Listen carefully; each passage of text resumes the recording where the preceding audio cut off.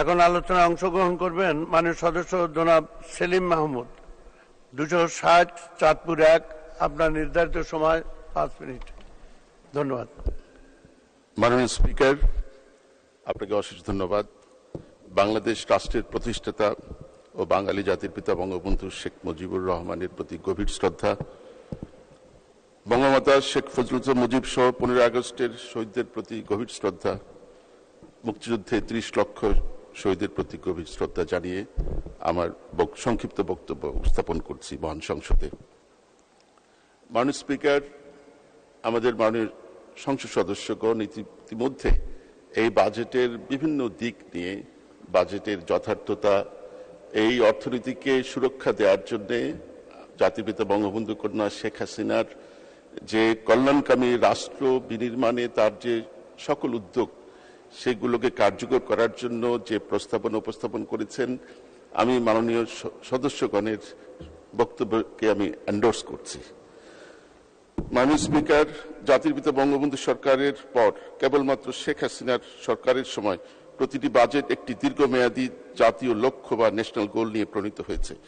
এই বাজেটও এর ব্যতিক্রম নয়। শেখ হাসিনার যুগান্তকারী উন্নয়নের মডেল আজ সারা পৃথিবীতে প্রশংসিত। তার প্রতিটি বাজেট এই উন্নয়ন মডেলের ইটের গাঁথুনির মতো, এই মডেলের এনফোর্সমেন্ট মেকানিজম। মাননীয় স্পিকার, এই স্বাধীন বাংলাদেশের 53 বছরের ইতিহাসে জাতির পিতা বঙ্গবন্ধুর সরকার, প্রথম সরকার, মাত্র 3.5 বছরে এই বাংলাদেশকে দক্ষিণ এশিয়ার শ্রেষ্ঠ অর্থনীতিতে রূপান্তরিত করেছিলেন। ওই সময়ে 1975 সালে 278 মার্কিন ডলার আমাদের মাথাপিছু আয় ছিল, যেটি ওই সময় দক্ষিণ এশিয়ার সর্বোচ্চ মাথাপিছু আয়। জাতির পিতার যে বেঞ্চমার্ক 1975 সালে 278 ডলারের বেঞ্চমার্ক, একমাত্র তারই জ্যেষ্ঠ কন্যা 2021 সালে সেই বেঞ্চমার্ক তিনি ছুঁতে পেরেছিলেন। এর মাঝখানে সামরিক শাসন এবং তাদের লিগেসি সরকারগুলো তারা বঙ্গবন্ধুর 278 ডলারের অনেক নিচে তাদের শাসনামলের মাথাপিছু আয় ছিল। 2021 সালের 31 আগস্ট বাংলাদেশ আওয়ামী লীগের তথ্য গবেষণা উপকমিটির একটি ওয়েবিনারে, একটি ভার্চুয়াল সেমিনারে সেই রিপোর্ট আমরা উপস্থাপন করেছিলাম। আজকে আবার মাননীয় প্রধানমন্ত্রী শেখ হাসিনার নেতৃত্বে দক্ষিণ এশিয়ায় আমাদের যে মাথাপিছু আয় সেটি সর্বোচ্চ। বঙ্গবন্ধুর সময় যে মাথাপিছু আয় 278 ডলার, এটা কোনো ম্যাজিক ছিল না। ইকোনমিক্সে একটা কথা আছে, উইনফল গেইন। এটা কোনো উইনফল গেইন ছিল না। বঙ্গবন্ধুর কঠোর পরিশ্রম, তার সুদক্ষ নেতৃত্বের কারণে এই অর্জন হয়েছিল। একইভাবে এখনো সেই অর্জন হয়েছে বাংলাদেশের শেখ হাসিনার নেতৃত্বে। শেখ হাসিনার যে উন্নয়নের যে মডেল, বিশ্বখ্যাত যে উন্নয়নের মডেল, তার প্রথম স্তম্ভ ছিল জ্বালানি খাত।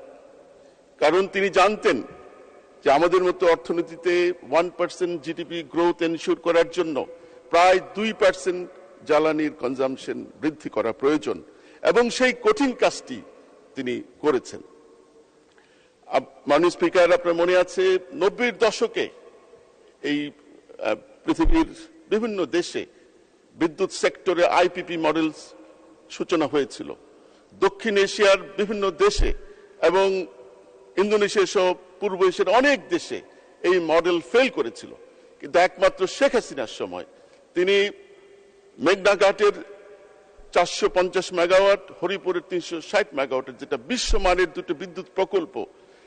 আমি যখন 2002 সালের পরে যুক্তরাজ্যের ডান্ডি বিশ্ববিদ্যালয়ের জ্বালানি আইন এবং পলিসিতে পিএইচডি করছিলাম, তখন বিশ্বব্যাংক এবং এডিবির রিপোর্টে আমাদের নেত্রীর যে উন্নয়ন প্রকল্প 450 মেগাওয়াট এবং 360 মেগাওয়াটের এই দুটি প্রকল্পের কথা আমি পড়েছিলাম।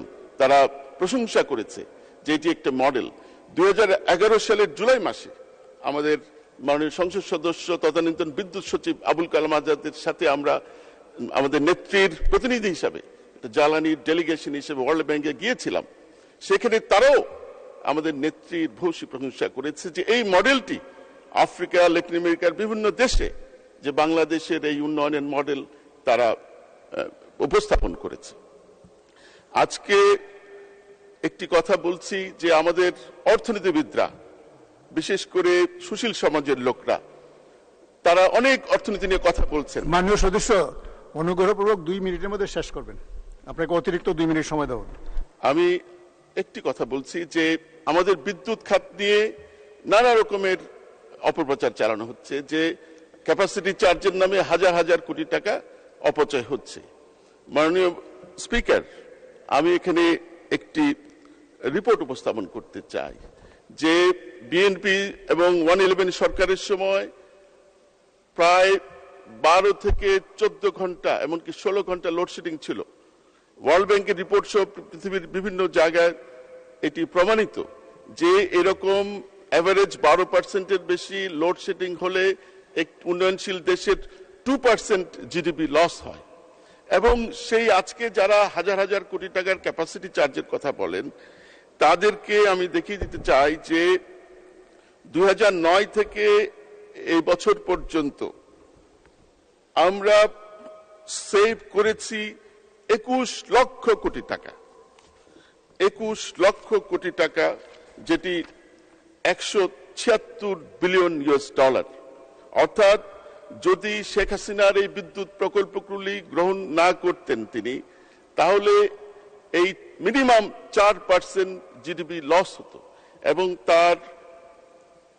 তার ইকোনমিক টার্মসে এর মূল্যমান হচ্ছে 176 বিলিয়ন ডলার, 21 লক্ষ কোটি টাকা।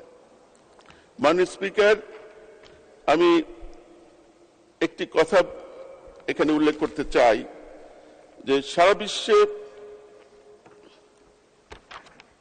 বাংলাদেশের অর্থনৈতিক সমৃদ্ধিতে রাষ্ট্রের নিরাপত্তা, রাজনৈতিক স্থিতিশীলতা এবং আঞ্চলিক স্থিতিশীলতার একটি বড় অবদান রয়েছে। 1.5 দশকের বেশি সময় ধরে বাংলাদেশ ও দক্ষিণ এশিয়ার পূর্বাংশে নিরাপত্তা সহ ভূরাজনৈতিক যে স্থিতিশীলতা বিরাজ করছে।